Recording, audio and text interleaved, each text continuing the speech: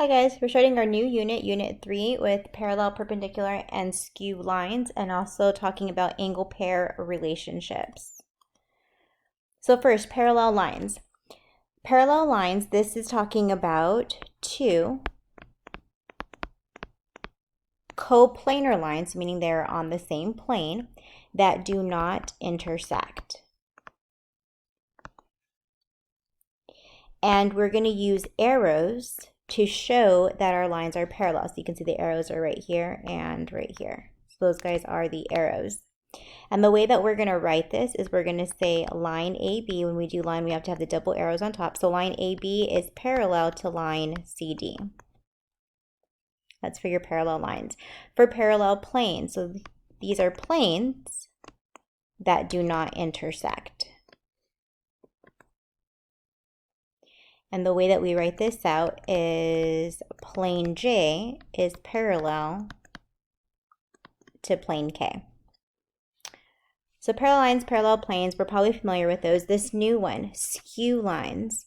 Skew is non-coplanar lines that do not intersect. So in other words, we're going to think of our skew lines as lines that are not parallel and they don't touch. Okay, so they're not parallel and these guys cannot touch. So an example of this, so let's say that I'm looking at line PS. So this is the line that I care about. So I'm looking at line PS. And I want to know the lines that are skewed to this. So I'm going to get rid of all of the lines that are parallel because I know I can't be parallel. So what lines are parallel to PS? So that would be QR I can't use, UV, and TW. So those are all my parallel lines. I also have to get rid of the lines that touch. So what lines touch my line PS? Well, PQ touches PS right here at P. RS touches my line PS at S. WS touches my S, and PT touches my P. So the only lines that would be skew in my picture is going to be WV or TU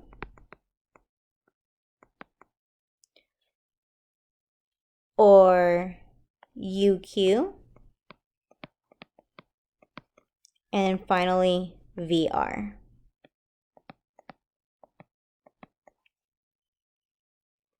So the green are all the ones that are touching or that are parallel, and the blues are the ones that are skewed to my line PS. So let's try another one to see what skew is again. So the line that I'm going to look at, the line that I'm going to try to find skew lines to, let's do TW. So line TW, this guy right here. So first thing I want to do is I want to get rid of all of the lines that are parallel to TU. So that would be UV, QR, and SP. I also want to get rid of the lines that are touching TW. So I'm going to get rid of WV, SW. Those guys are both touching my W. And I also want to get rid of the ones that are touching my T. So TU and PT.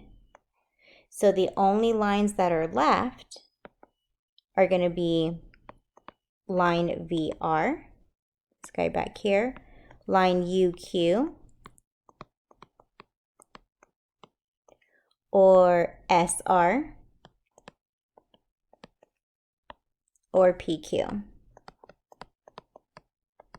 So TW would be skewed to any one of those four. And then let's just do one more. The line that I want to look at is going to be line PT, so this guy right here. So first thing, I want to get rid of all of my lines that are parallel to this, which is going to be SW, UQ, and VR. I also want to get rid of the lines that are touching my PT. So that's going to be TW, and TU. And SP is touching P, and PQ is touching P. So the lines that are skew, that are not parallel and not touching, would be WV, or SR, or UV, or QR. You only need one, but I'm just showing you all the different possibilities that you have.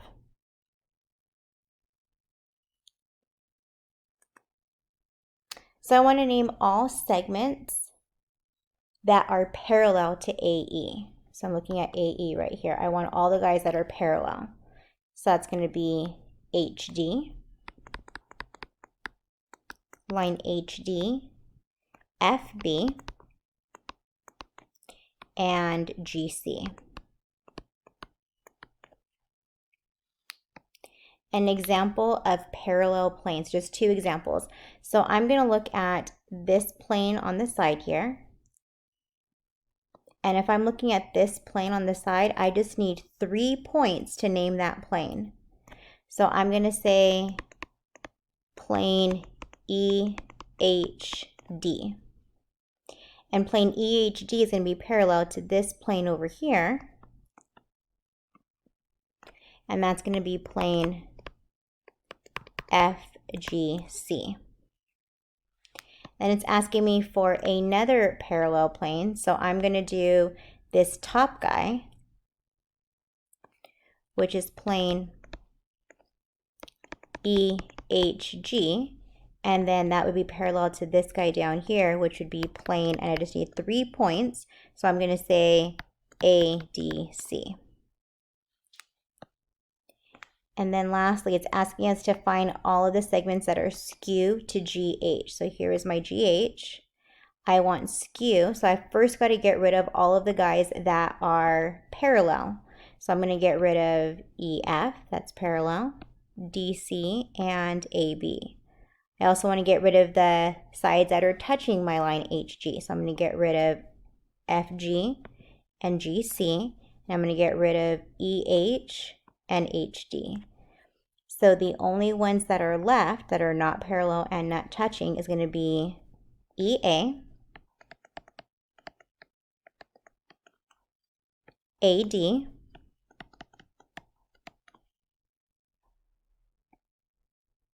BC, and the last one is FB.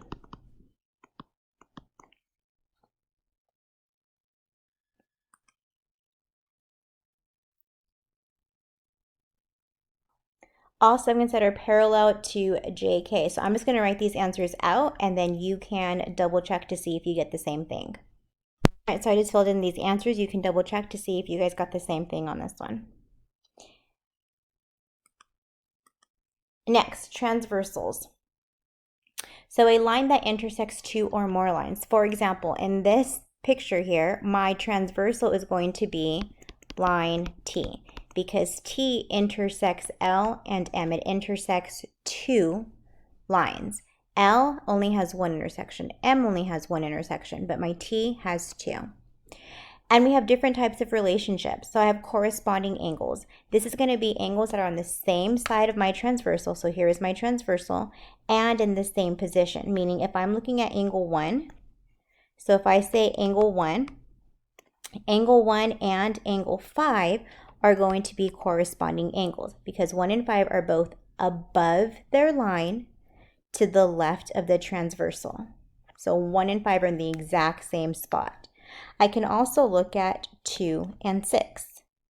So angle 2 and angle 6 are corresponding angles because they are above their line and to the right of the transversal, exact same position.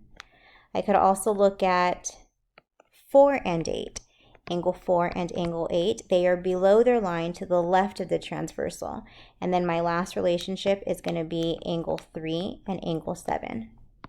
Angle 3 and angle 7, because these guys are below and to the right. alternate interior angles.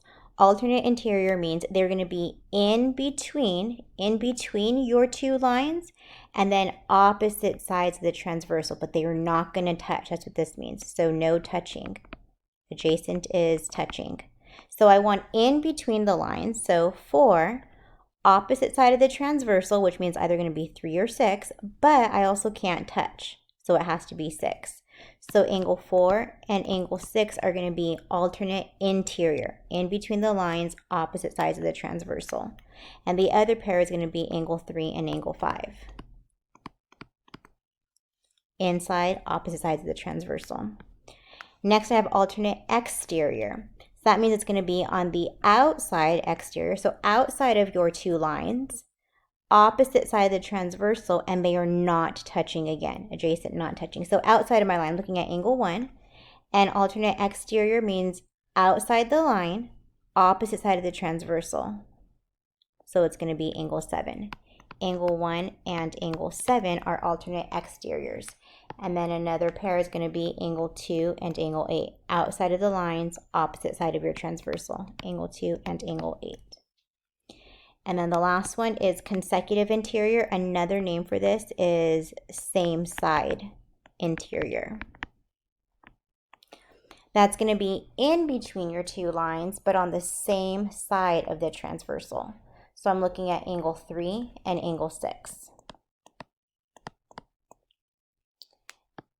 And then I'm going to look at angle 4 and angle 5. Those guys are in between your two lines and on the same side of your transversal.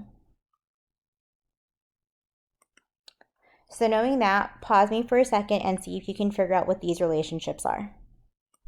All right, so here are your answers for these questions.